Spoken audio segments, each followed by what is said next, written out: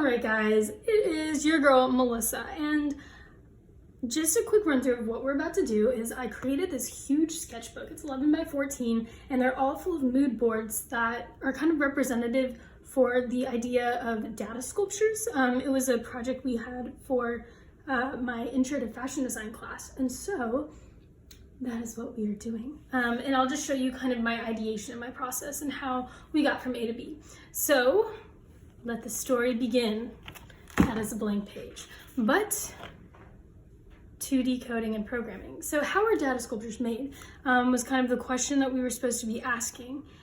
So when I put this together, I was like, it starts with coding, 2D coding, binary 101. Anyway, I was like, that's cool, but like, let's develop this further. And I was like, what does coding look like in pattern and rhythm and just different ways you can tell information using code. And so like, I was like, QR is very interactive and humanity? No, scratch that. But very like 2D perspective, limitless possibilities in this kind of techno world. So then going from there, I was like, okay, how do we make that 2D, 3D? So you have like this whole illusionism with like parametric objects, modifying, managing different components, and really building this kind of abstract ideation of what a 2D form might be in 3D realization.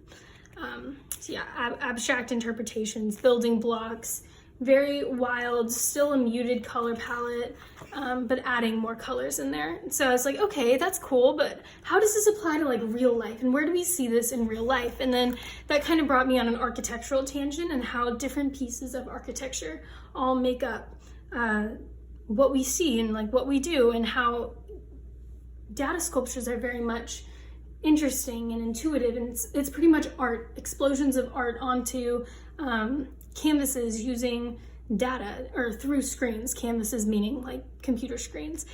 So this architectural aspect of it is kind of an interesting way of looking at shapes. So volume tells a story. So which goes to this is kind of taking on that metal aspect, because a lot of metals and steels are used in architecture.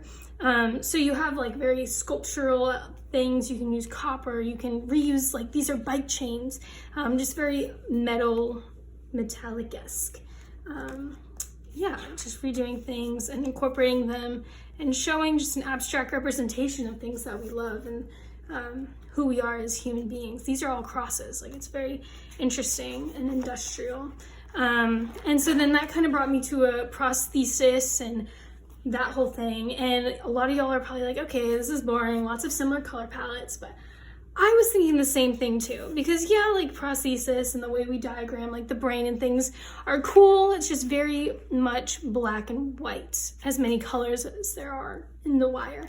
So then I was like, what is interesting about this? And I was like, well, another sciencey thing that's interesting that I find fascinating actually is ferrofluid. So if y'all don't know what ferrofluid is, it's this fluid, it's gas, but people put these nanoparticles of iron, so teeny tiny little particles of iron that they mix in with the gas, and it was built for the International Space Station so that they can attract gas to gas chambers in zero gravity areas, because space, there's no gravity to pull the liquid down to the ground. So like on Earth we use cars and we fill up our gas tanks just easy, but in space the gas will just be floating there. So they needed to figure out something to attract the gas. So they created ferrofluid, and now it's become not just something that like NASA uses, but artists have been developing installations using ferrofluid and lighting and their metallic properties to create these spokes when it's near an electromagnet. It's pretty fascinating. But I don't know, remind me of like a lava lamp. There's shoes being made, very techno, but at the same time very like manual as well. So then I was like, okay, enough with like technology and things like that. Let's see what this inspires creatively, and I guess the others creatively too, but like aesthetically. So then I was like, I love this whole black and white demeanor. The way the tiles work together, the contrast, the yin and yang, it's just very classic. It's something that doesn't get old. very much like gas, and like, you know, it has that kind of, I don't know, we all have a fingerprint, we all have this aesthetic, like whether you're looking at a castle from the 1800s or like a house today, like it's luxury, it's clean, it's, I don't know, it looks nice. And then gold is very in right now, so I added the golden accents because I thought that would be a nice touch. But yeah, black and whites. And so I was like, you know what, this reminds me a lot of like African waxcloth, like the way just there's shapes and there's patterns and the fluidity and the movement of all of the aesthetic, the checkers. And so I created an African waxcloth page, which this is probably one of my favorite pages, but it's just kind of inspired by all of the patterns and then the colors. And in data sculptures too, there's lots of patterns and colors, so I wanted to incorporate that vibe. But it's very colorful. I mean, places I want to go so bad: Kenya, Uganda, South Africa, Marrakesh and Morocco, and just so many amazing places. Like there's like this nonprofit Give Amore, which this mask is actually from Give Amore. It's just a fantastic program, like supporting women and teaching them to sew, making clean water wells, just amazing stuff. Then this is kind of like a recipe on like how to make it. It's pretty much like batik fabric. It's like wax and water, dyes, and your golden. Probably not the best for the environment, but it gives off a beautiful aesthetic. And then going from there, I was like, okay, fibers. This is a little bit more of a boring page, but it's definitely a different side of color. So you have your primary colors kind of working together. These are these concrete blocks that are supposedly stronger than concrete. But you know, it's just kind of how people are using technology to interweave it with fibers and show all the different things you can truly make. Very bold building blocks. Yeah. And so this whole idea of tech and fibers kind of led me on this tangent, and there's this project by RISD and MIT where they made a fiber out of like digital chips, which was really cool because they were able to put them all together, create a garment that can tell your like heartbeat and read your internal temperatures, make sure you're okay. But just, it's really interesting how like metal is being incorporated into all of this, and it's kind of reminds me of like a data sculpture here, the way the colors move. I just realized I never really explained what a data sculpture was. It's pretty much when people take data and then they mess around with the coding of it, and then they put it into I want to say you see it on a screen, and it's like either like a wave of colors or like a wave of like building blocks, and they kind of shape it and form it into what they want. So like that's what we're kind of going off of for our research. And so that brought me to the quantum dot. So that was very fibrous using STEM. So another aspect of STEM is physics, and between you and me, I was terrible at physics in high school, but I still find it really interesting and fascinating, the whole quantum mechanics aspect. I think I just like the word quantum. I've been saying that a lot. But they're used to like identify different things because they are mini crystals. So like if you shine a light on them, they refract light. And so you can, scientists are using them to like pinpoint different like biological genes, solar cells, composites, like all of these different things. And this is actually a data sculpture, a spectra of the stars, because it reminded me of light and stars. And then from there, I was like, that's cool. How do you record it? On grids. And so this is kind of my grids page. It's like data grids, twisted perspective, kind of using just unique objects to create these grids. Incognito. I really enjoyed this. I don't know. I think it's the weaving aspect to the handmade book, but as you can see, it's very digital. I mean, that's the outline of a city. I mean, it's seen before, but very cool. And then 2D to 3D, going back to that whole 3D grid life, you have like solar panels, light installations where people move in front and then the light moves with the person. So it's incorporating like those servo motors and sensors to unearth these surprises of kinetic movement.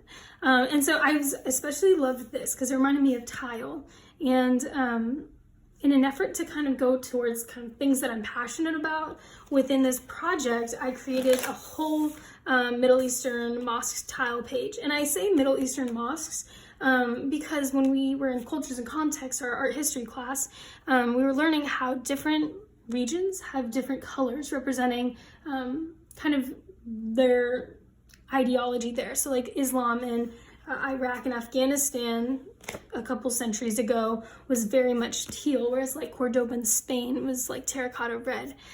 So it was kind of a play on that, and then using those and kind of seeing how it's come into modern day. And this blue vibe is very potent and prominent. Like there's quatrefoil, and then I don't know what the 5 is, but like cinquefoil is a very big symbol in the Islamic faith. So it's like lots of repetition and using those stylistic elements in color blocks. From there, I was like, kind of reminds me of blues and blue denim and then blue prints. And so I used my thumb and then did some blueprints, which is kind of fun. I appreciate them. But it's like contour waves. So it's like, this is cool. Waves. So I created this whole board on waves, beach vibes, eagle eye view, like kind of the way you look at things and the way you see patterns and sunset shells, shell life, a lot of linear quality to everything. So yeah, like taking this, I was really inspired. And then data sculptures. How does this relate to data sculptures? Well, data can be collected through anything and represented as anything, whether it be the stones. You can count something by stones. You can graph something by line quality. It's very open in the air, and so it reminded me of stars. And so my next page is very much about stars, and kind of when you look at a camera and use a camera, you have different aspects that you use, like the f-stop, you use the exposure, like, I don't know, I'm very amateur at this, photography in general, but there's different things, and I created this, the world is your nebula, so be a shooting star, just to kind of show like AI, data sculptures, they're all very unique based on the data you use, and you can come up with your own data. You don't have to use someone else's sets of data, even though that's available to you.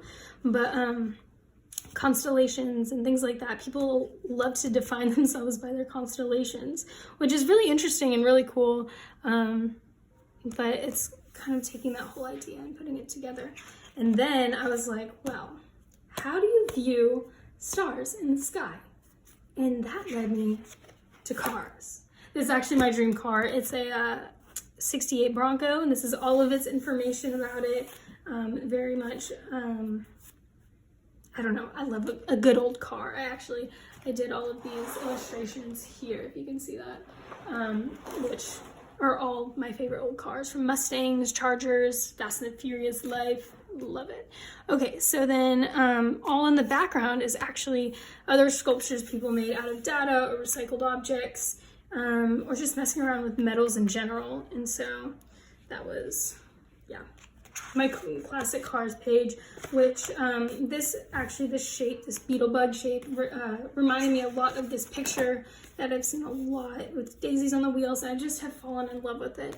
And it reminds me of this whole Latin America culture as I was researching this orange hue, and I wanted to bring that in and create a whole board, so it became the Latin America dreamscape. And then in here, like Cartagena, Oaxaca, I mean, just a bunch of different places that I have dreamt of going, just because I hear about the colors and the textiles and the textures just sound so amazing. This is Guatemalan fair trade textiles from this seller on Etsy. I forget who I got them from. It was a little bit ago. But there's that. Lots of color, floral influence, things like that. And very much like if you blur your eyes and look at this, I mean, I see a data sculpture in and of itself with the 3D elements from the tassels. And then moving on to sneakers is using kind of those oranges and jewel tones and bringing them into the sneakers. This is, I don't know, I found lots of inspiration. This Adidas original shoe I am in love with it. And then these Kate Spade shoes, it's a little blurry, but it's glitter, sparkle, colorful, it's right up my alley if you know me. Lots of overlapping textures, and I love the whole leather aesthetic. But you can also incorporate so many different, the Oliver print, love Oliver prints, they're so amazing. But then this whole shoe vibe, I was like, you know what, data sculptures, coding. And so this person, Gabriel Deshaw, created these data sneakers and other like data shoes, data things, using lights, electronics, circuit boards, and I don't know, I fell in love. I thought they were the coolest things ever, because it's taking that STEM creativity, and you know, there's so many different ways you can like make the laces and use wire, and there's like the copper and the metal and the bronze and the steel, and it's all working together, these little mini patterns created by the metal, or like the way that the circuit boards were produced, the motherboards, or however you want to call them. I call them Raspberry Pi because that's what I grew up in high school. Raspberry Pi is what everyone would say. Yeah, magnetic poles, attraction movement. There's something here.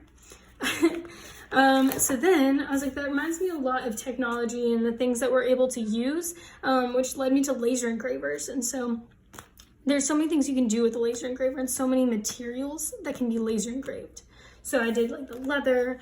You have this leather influence, especially in fashion. It's really interesting, and I'm really excited to explore this more. But then the layers upon layers upon layers that you can create, and like, look how wild that is. Like, someone created that, and what's so great, sorry, I'm talking so fast. What's so great about the laser engraver is it gets the teeniest, tiniest little detail, like that you couldn't cut by hand or with an X-Acto. So you see these precise designs and then this extreme precision in cutting, in pattern making that, you know, like Iris Van Herpen is using, or like just so many different stacks on stacks. And yeah, so this whole leather is very like interesting, and yes, so that and reminded me of my castle. And the idea of like architecture that has these super intricate details. Someone carved that by hand. Like, can you believe that? Like, a couple centuries ago, you know, they're just Baroque and like this whole Renaissance, and everyone is creating and crafting and working and building, and here you are like standing in this church or this cathedral, and then it's just draped with all of this ornamentation that's handmade, hand carved, hand done. And I think that's why I'm so passionate about going to Europe and seeing the world, is because there's so many aspects of the world that are so much older than America, or at least the United States where I've been. But it's all, I don't know, my castle, I'd love to create a castle of the world one day with influence, and each room represents a different country. So you have like 195 rooms, whether it be a bathroom, a kitchen, a living room, a ballroom, just taking tiles and textiles and promoting small businesses in all these countries to create their culture, and not cultural appropriation, but just something to appreciate culture.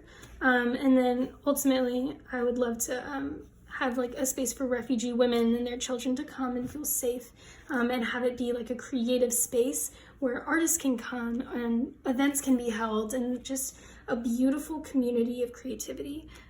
It's just the dream. Chateau de Mel, Castle of Culture. I don't know what I would call it, but that's kind of like my name. So that's it right now.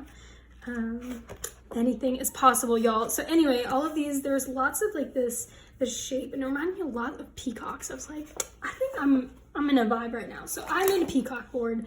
It's probably one of my favorite boards, just because of the metallic colors and textures, and the way it all kind of flows together to create this. And now we're gonna go back to data sculptures. This kind of could represent data sculpture, the way it's all using different layers and depths to show this, but like the thin linear quality that truly makes the feather what it is, and like the metallic aspect, very RGB. But yeah, my peacock board, and then I was like, lots of greens. I couldn't make this without making a plant board, because I love plants. And so this is my whole plant board. So it's very like succulent spirals. Plants create different textures and are so unique, and just, if you look at a plant close enough, sometimes it doesn't even look like a plant. It just looks like AI, a plant. Yes, it looks like AI in these whole data sculptures. You could honestly do a close-up of the cellular makeup of a plant and get where you want to be, which is kind of cool. And so from there, let's see. Okay, this is almost done. I have my boho plant board. So it's kind of taking the idea of plants and putting it together. This is actually a data sculpture. It reminded me of a table runner, so I included that. But even like this, you can use flowers to graph. You can use like jute. You can use literally anything. Create patterns. I made this pattern. But it's very inspiring. I made this print as well. It just says the flowers of tomorrow and the seeds of today. And I created like little flowers and things like that, but just to show just power of endless possibility. I know I say that a lot, but I truly believe that anything is possible, even if it's, you know, an alien from outer space. You know, you never know unless you do the research and you step up and you try, because I mean, who knew that we would have cars one day? Who knew that we would make it onto the moon? You know, people who dream and who discover and who believe anything is possible. I truly believe that that is how our world is going to get better and be more sustainable and be ultimately a better place, just to inspire that possibility. And so then I was like, lots of paper involved here, like whether it be invitations, napkins. Let's do a paper board. And so this whole paper board is kind of like using negative space, positive space. I created this little weaving because I was inspired. It reminded me of a data sculpture, and I really wanted to do a weaving, and I was like, paper would be the perfect thing. So I had some extra palettes that I had printed out, and so I created this weaving with similar colors to the rest of the book. But even origami is something that, like, you take shape and you create this illusion of something that's not really alive, but here it is, and you know exactly what it is. Kind of like a data sculpture, the way you see it. So from there, I was like, I'm really vibing with the yellow, especially like in here, the sunshine vibe. So I wanted to do a study on the color yellow and Rifle Paper Co. And so like paper, yellow, Rifle Paper Co. They made these bangles, and I was like, yes, love them, love the patterns. They've been a huge inspiration for a long time. That's a pattern of theirs. And lots of like, if you look up closely, like it kind of the honeycomb or like the gummy bears, it looks like data sculpture. Super sunshine, sunset vibes, lots of emphasis. And so from there, I was like, you know what, this is really cool. Reminds me a lot of light. So then this is the light and sight board. So if you look really closely at all of these, I know it's kind of crazy, but it's the whole idea of reflection and refraction of light to create objects and patterns, and using servo motors to create installations like a couple pages back, and human interaction, and just different ways you can use glitter to shine, or light to present rain in different aspects, holographic images. Very much kind of taking AI data sculptures and bringing them to life in actuality instead of just looking at them behind a screen. And so that kind of got me back on the whole idea of 3D. I just realized I spent three-dimensional wrong, so let's just cover that up. Just kidding, it's fine. But it reminded me of like this whole 3D aesthetic and bringing the data back to life, but then reminding me of lend a hand. You know, I was in this club where we made prosthetics for people who couldn't afford like the whole fancy technological prosthetics. So we ended up 3D printing these pieces and building little hands for people who needed them, which I found to be quite the interesting project that we did as a group. But just altogether, contour in general, creating this 2D image out of 3D objects and the layers that it takes is just kind of representational of the layers that are within everything in our society. And then from there, I was like, 3D puzzles, quite the interesting fun thing, because, you know, gaming, Kevin Carroll gave his speech that we watched in comm class about playing and how fun is so important in work and what we do. I mean, you can 3D print puzzles and that shows data. Wood shows data, and that whole idea of wood. I did a whole board on it. I mean, how cool is this texture of the turtle shell? I know that's not wood, but it's kind of taking the whole aspect of wood and breaking it up to color, to texture, to shape. And then this, actually, someone did a data sculpture of orchestra frequencies on this wood slab. So I had to show that, especially because the next one is Jack Ox. So continuing that orchestra theme, She went to a couple Ivy League schools, got a master's or doctor's or something like that in music theory, and then created these data sculptures, which are actually 2D data sculptures in museums that she like does installations and amazing things with, and puts them all together, and they're all orchestra and like musical frequencies. So very interesting. I especially like took to the warm colors she used. I thought that was really interesting how she turned towards oranges, and so I went there and I was like, okay, oranges reminds me a lot of like Buddhist monks. I know that's kind of random, but that's where my mind went. So I did this whole yin and yang board on Buddhist monks, and they're orange, like the beads, the Buddha beads, like symbolic, depending on different cultures, and then the blues kind of shows light and, I don't know, courage, patience, gratitude, and everything. But yeah, they have this whole practice of sand arts, and very much like data sculptures where you kind of see it move and then it's gone. You know, you build this beautiful image out of sand, and the whole practice is to let go of material things. And so they kind of build it and then watch it disappear with the wind, which is an amazing practice on patience and appreciation for the little things in life, which I guess we all need to do that at some point. Just like, yeah, you know what I'm saying. Okay, and then I did this page on stacks. Everything is stacked. Embroidery is stacked, cakes are stacked, books are stacked. This would be a fun dress. I don't know about y'all, but I saw these sweet potatoes. I'm like, I could see that form coming together. Stacks of people, stacks of bins, lockers, stacks. I was like, all right, we are stacked. But then I was like, you know what else is stacked? Plastic.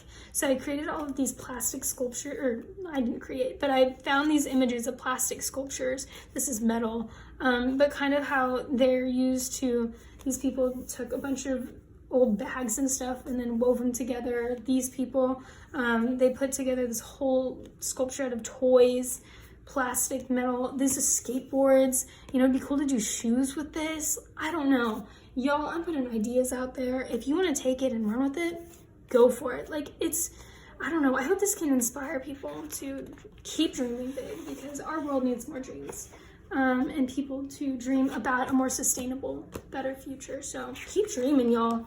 Keep dreaming. And so this like whole idea of plastic kind of went into my next page, and plastics, and kind of how people are representing data, whether it be these sculptures representing the amount of sea turtles are left made out of silicone molds, plastic bags, and then kind of melted down to create this visual form. Or you have like this lady who created this whole thing, I think it's for like Discovery Channel or something like that, but collecting data, displaying it on the beach, and like kind of representing the amount of trash and pollution in the ocean in a visual language, very much like AI shows coding and data in a visual language. So from plastics, I was like, what's another material that we overlook or we kind of use a lot? And I was like, fibers. And so then this page was kind of a development on what are different things, and like tufting, weaving, crochet knitting, loom, backstrap looms. Those are kind of what people use in Middle America. Finger knitting, macrame. So many possibilities and illusions and ways you can use fibers, which brings me to my Morocco board. So I don't know if any of y'all have been to Morocco, but I really want to go to this place just because of the textiles and the cultural reference, and just the influence of like the desert with the colors. I don't know. I've never been there. I couldn't tell you, but I can tell you that this aesthetic that comes off from it is one of my favorite vibes, very Palm Springs-esque. Yes, Cacti Tribe. So then I was like, this is cool, lots of pinks. Let's do a study on pinks. So the study on pinks is right here. I love this board just because it shows the textures that you can get just from random objects, whether it be like the illusion of pool, like the pool with the tile, the macarons and baking. You have like acrylic sculptures, octopuses, like the water drops on something. It's very interesting. Sequence, geodes, like very inspiring. And then kind of in a more girly aspect, taking it and bringing out the girliness, I have this like tone on tone, monotone sculpture, and like kind of how color creates character in a way and creates life and brings things to life, very much like AI and data sculptures bring things to life. And so from there, I was like, you know who does a really great job of bringing colors to life? Mary Mecco. So she has this brand, and it's very much these florals, Mary Blair Scandinavian vibes, iconic, and then they've even collabed with Adidas to create this shoes with their signature flower. But from there, I was like, Mary Mecco, the first time I saw them was in New York, where they have like this huge shop, and it's beautiful, and their textiles are amazing.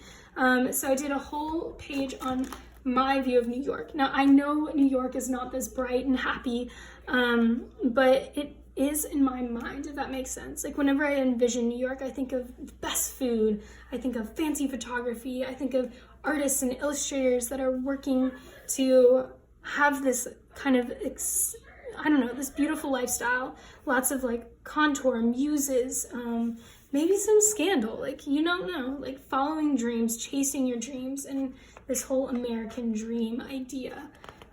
Which brings me to food, because I'm a foodie myself. I love food very, very much. I need to move this before it breaks. Okay, so food is kind of like sprinkles. Like sprinkle kindness around like confetti is something that we've heard, we say, like this very data sculpture-esque here, sprinkles, very fun, dandy, which reminded me of my dream to open a disco dessert diner, so very aesthetic. Call it Sweet Melissa's, which is actually the song I was named after, and like kind of rock on, love, peace, surfs up. I don't know, that symbol can mean so many different things, but kind of have this whole neon vibe, and going back to like the long exposure and kind of overlapping images, and creating this array of creative creative intelligence. These are both data sculptures that are put together to create joy. Okay, so create. If you look closely at a neon sign, which was a lot of those images, you'll see that it's very much like light in a glitch. And I did a whole page on glitches because there's so many ways you can utilize the glitch to like these waves. I mean, it's all very glitchy. And very much data sculpture-esque, as data sculptures are very much this glitch. So it's like, what do you see? You see a glitch, fluid in motion, much like, and then to wrap it up, y'all, the last page, data sculptures. These AI monoliths are data sculptures. So if you had been listening to the entire 30 minutes of this video and been like, I don't even know what a data sculpture looks like, well, darling, these are data sculptures. So yes, that is my project, and it was such a fun project too. I really enjoyed it, and now you get to make tech packs and do all that stuff, and yeah, so that's that. All right, have a great day. Bye guys, thanks for listening.